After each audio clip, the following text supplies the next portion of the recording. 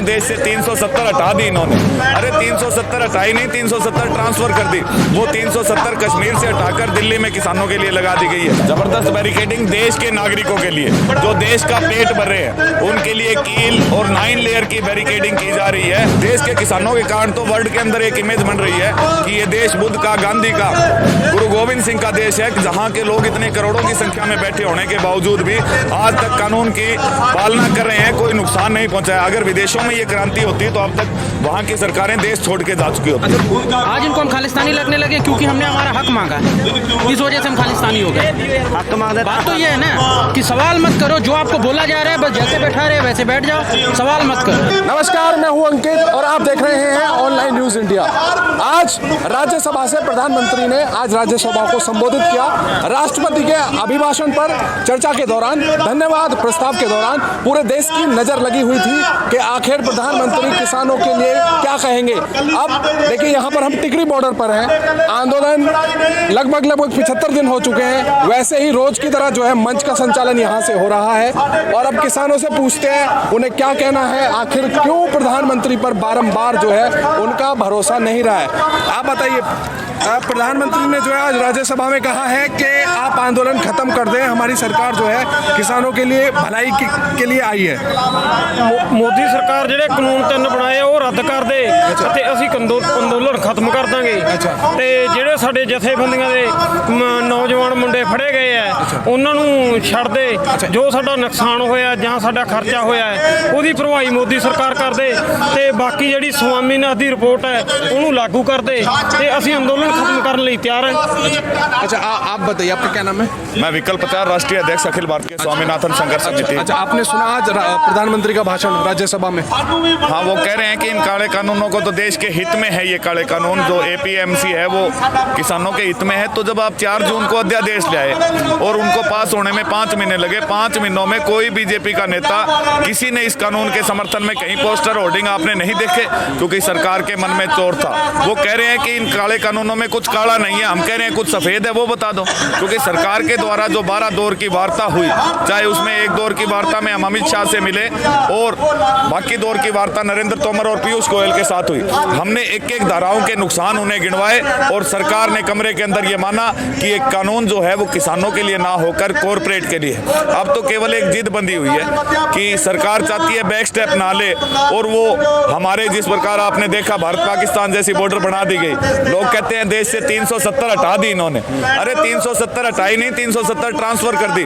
वो 370 कश्मीर से हटाकर दिल्ली में किसानों के लिए लगा दी गई है। अच्छा, बिल्कुल सही कह रहे हैं, क्योंकि हम भी अभी जो टिकरी बॉर्डर आए हैं तो हम घूम के आए हैं, क्योंकि वहां पर पुलिस की जो है जबरदस्त बैरिकेडिंग है सामने। जबरदस्त बैरिकेडिंग देश के नागरिकों के लिए जो देश का पेट भर रहे हैं उनके लिए कील और 9 लेयर की बैरिकेडिंग की जा रही है। तो इसका मतलब वर्ल्ड के अंदर ये हो रहा है, ये हमारे अंदर डर नहीं है। हम तो हमेशा हमारे बच्चे सरहदों पर इससे खतरनाक परिस्थितियों में रहते हैं, हम खेतों में इससे खतरनाक। ये सरकार का डर दिखा रही है। सरकार को डर लग रहा है कि जो ये किसान आंदोलन था ये दुनिया की सबसे बड़ी जन क्रांति बन चुका है, जिसके अंदर की 1 साल के बच्चे से लेकर 107 साल तक का बुजुर्ग, क्योंकि यदि कोई आंदोलन होता है, चाहे वो छात्र आंदोलन था, अन्ना आंदोलन था, उन आंदोलन में एक विशेष आयु वर्ग का इंसान हमेशा शामिल रहता है। लेकिन इसके अंदर ना तो कोई जाति रही, ना कोई धर्म का वर्ग रहा, ना कोई आयु वर्ग रही। मजदूर, व्यापारी, सभी लोग इस जन क्रांति के साथ जुड़े हुए हैं। और मुझे शर्म आती है कि जब भारत के प्रधानमंत्री ट्रंप का जाकर वहां नमस्ते ट्रंप का प्रोग्राम करते हैं अमेरिका में, खुलेआम वहां के लोकतंत्र की हत्या करते हैं, चुनाव प्रचार करते हैं, वहीं जब अमेरिका की सेलिब्रिटी रिहाना और ग्रेटा थनबर्ग बोलती हैं तो वो कहते हैं ये हमारे देश के आंतरिक मामलों पर हमला है। तो कमला हैरिस की भतीजी ने उसका खुलेआम बयान दिया कि हमारा देश वास्तव में लोकतांत्रिक देश है। हम उस आदमी को भी बाहरी नहीं कहते जिसने हमारे खिलाफ के प्रतिद्वंदी का हमारे देश में आकर प्रचार किया। तो इस प्रकार आज देश के किसानों के कारण तो वर्ल्ड के अंदर एक इमेज बन रही है कि ये देश बुद्ध का, गांधी का, गुरु गोविंद सिंह का देश है, जहां के लोग इतने करोड़ों की संख्या में बैठे होने के बावजूद भी आज तक कानून की पालना कर रहे हैं, कोई नुकसान नहीं पहुंचाया। अगर विदेशों में ये क्रांति होती तो अब तक वहां की सरकारें देश छोड़ के जा चुकी होती। अच्छा, प्रधानमंत्री तो कह रहे थे कि MSP है, था और रहेगा, तो आप लोगों को क्यों भरोसा या विश्वास नहीं हो पा? देखिए, सरकार के आंकड़े ले लीजिए आप।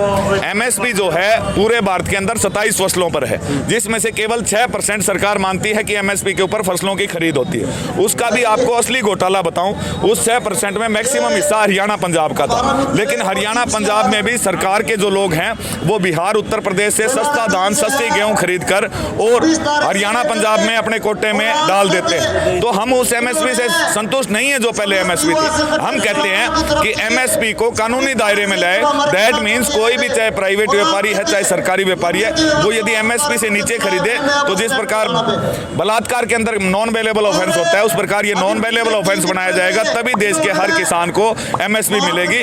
ये हरियाणा पंजाब का आंदोलन नहीं है, क्योंकि एमएसपी का फायदा कश्मीर से लेकर तमिलनाडु तक, राजस्थान से लेकर नागालैंड तक के किसानों को। अच्छा, यहाँ पे पंजाबी लोग भी हैं, सरदार हैं। प्रधानमंत्री खुद आज राज्यसभा में कह रहे थे कि सिख समाज का जो योगदान है देश में उसे वो नहीं भुलाया जा सकता। वहीं दूसरी तरफ जो है बीजेपी के नेता आपको पाकिस्तानी खालिस्तानी कहते हैं, तो आप क्या कहेंगे? बहुत गलत है जी। हम देश के नागरिक हैं, हम भी भाईचारा चाहते हैं, हम देश के लिए कुर्बानियाँ करते हैं, करते रहेंगे। भारत देश हमारा है, वो जो मर्जी कुछ कहे इससे हमारा ताल्लुकात नहीं। वो तो कुछ भी कहेगा, खालिस्तानी बोलेगा, नक्सलवादी बोलेगा, क्या जो किसान है क्या ये नक्सलवादी है?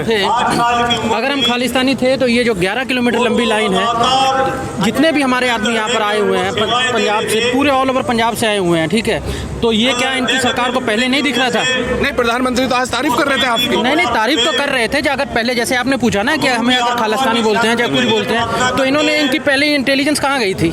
आज इनको हम खालिस्तानी लगने लगे क्योंकि हमने हमारा हक मांगा, इस वजह से हम खालिस्तानी हो गए। हक मांगने बात तो ये है ना कि सवाल मत करो, जो आपको बोला जा रहा है बस जैसे बैठा रहे वैसे बैठ जाओ, सवाल मत करो। जब नरेंद्र तोमर से पीयूष गोयल से इतनी बार बातचीत हुई है, ठीक है, सभी ने ये बात अगर मानी, अगर वो कह रहे थे कि हम इसमें चेंजेस कर देते हैं, अगर इतनी अच्छे थे तो फिर चेंज कैसे करने के लिए आप राजी हो गए? यानी वो मान रहे हैं लेकिन सामने आके नहीं बोल रहे हैं कि हाँ भाई ये गलत है। ये अंदर की बात उनकी, उनको मालूम है कि ये किसके लिए बनाए गए हैं, किनके, और ये सरकार ने नहीं बनाए हैं, ये बने अंबानी और अडानी की ऑफिस में, ठीक है। ये जो पीयूष गोयल है, ये क्या पहले रिलायंस का सीए नहीं रहा है रिलायंस कंपनी में?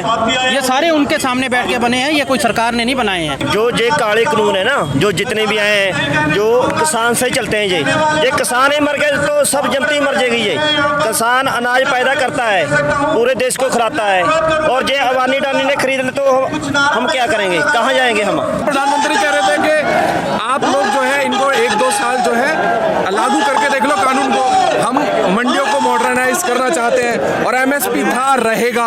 ये भारत देश वो देश है जो वो कह रहे हैं ना 1.5 साल आप लागू करके देख लो। यहाँ पर अगर किसी ने किसी के प्लाट के ऊपर 4 ईंटें रख ली ना, वो 4 ईंटें की हवेली बन जाती है, कभी भी वो 4 ईंटें नहीं हटती जब हमें चाहिए ही नहीं। भला आप कह रहे हो इसी प्रकार है जैसे आप मुझे जहर दे रहे हो और मुझे कह रहे हो ये आपको फायदा करेगा, ये जहर खा ले। हमें पता है जो 12 दौर की वार्ता हुई है, वर्ल्ड वार के अंदर भी 4 घंटे वार्ता चली थी। भारत चीन पाकिस्तान के युद्ध में 2 घंटा वार्ता चली थी, हमारी 72 घंटे वार्ता हो चुकी है। एक नुकसान इसके उनको गिनाए गए हैं और कमरे के अंदर उन्होंने माने हैं। आज ये लोग जो है लोगों को बरगलाने के लिए कह रहे हैं कि ये किसान ही तैसी है। अरे हम उनसे कितनी दूर बैठे हैं, टीकरी बॉर्डर कितनी दूर है, सिंधु बॉर्डर, शाहजहांपुर बॉर्डर, यहाँ पर प्रधानमंत्री जी आए, मेरे बिल्कुल अनपढ़ किसान जैसे का मेरा साथी था, वो भी अगर मान जाए ना, यहाँ 1 लाख की जनता 2 लाख की जनता हम इकट्ठी कर देंगे, एक भी आदमी उनकी बातों से समझ जाए, वो आगे हमें समझाए, हम अनपढ़ है मान लिया हमने, हमारे देश के प्रधानमंत्री है, वो हमें अलगाववादी कह सकते हैं, लेकिन हमारे लिए हमारे देश के सम्मानित प्रधानमंत्री है। इस मंच से आकर वो भाषण दे कि ये जो कानून है वो हमारे समर्थन में। अगर 5 किसान भी, सिर्फ 5 किसान भी ये मान लेते हैं कि ये कानून समर्थन में है, हम अपने बीवी बच्चों परिवार के साथ वापस खुद चले जाएंगे। और दूसरी जो बात कहते हैं काले कानूनों की, हमने तो जब आखिरी दौर की वार्ता पीयूष गोयल के साथ हुई 19 तारीख को, उन्होंने कहा कि आप थे मीटिंग में थे आप? मैं विज्ञान भवन में ही मौजूद था और 40 मेंबरी कमेटी में हूँ। तो उन्होंने कहा कि अपनी बात क्यों नहीं बन रही, तो हमने कहा आप मोदी की बात नहीं मानते इसलिए नहीं बन रही। बोला मोदी की हम नहीं, आप नहीं मानते।